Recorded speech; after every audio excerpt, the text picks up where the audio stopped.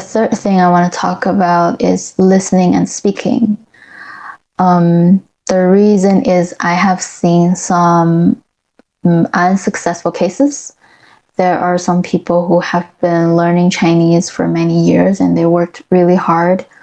They have reached a very high level, passed so many exams, like HSK 4 or 5. But when they talk with people, their tones are messed up and it's hard for them to speak Chinese fluently, even if they already know all those words. Of course, they have no problem with reading, writing, but when it comes to speaking, they're still having a big problem. And I think this is because they didn't pay too much attention to it, to listening and speaking at the beginning of their Chinese learning. And I know tones are really hard for most learners, but still is very, very important. And we have seen so many ridiculous examples, mistakes, like 睡觉 and 水饺, 熊猫 and 胸毛, right? Really kind of ridiculous.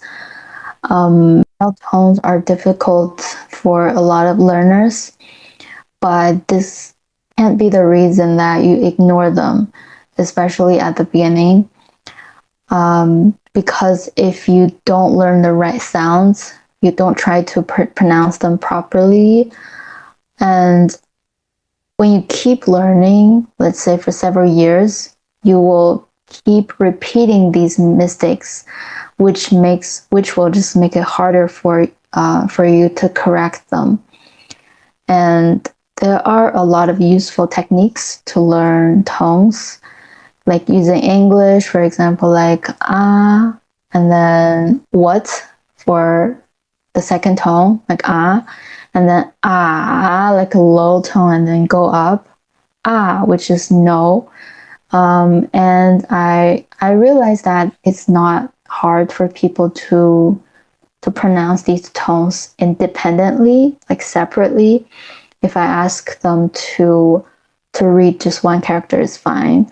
But when they're connected together, this is the hard part, and this is where people make mistakes.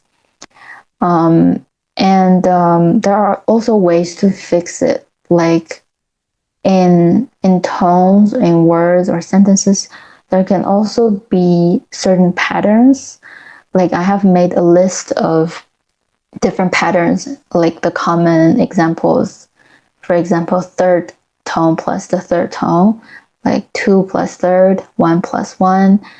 And what I found is when people make mistakes, they tend to make mistakes about certain sounds or certain patterns.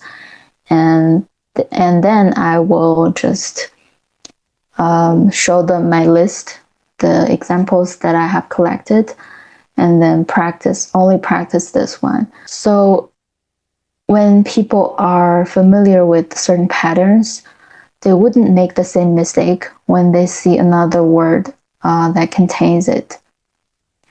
And another thing about tones and pronunciation, I think I always say this to my students and also to myself. 先慢后快，先走再跑, which means you gotta be slow before you become fast. You gotta walk first before you run, because if you can't even walk and then you try to run, of course you're gonna fall.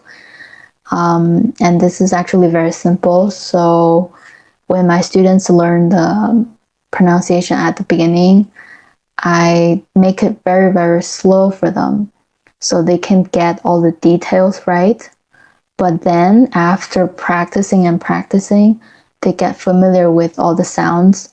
And at this moment, it would be super natural for them to speak faster. And this is what I did with my English learning. when I practiced at the beginning, there were a lot of tutorial videos online showing people like how to sound native, how to like different techniques to help you connect different sounds together. But in my opinion, this isn't something, this shouldn't be a priority of a beginner. For beginners, it's just very simple. Try to get all the basic sounds right. And this is what I did. So when I first practicing, I started with the basic sounds, the vowels and consonants, and then words.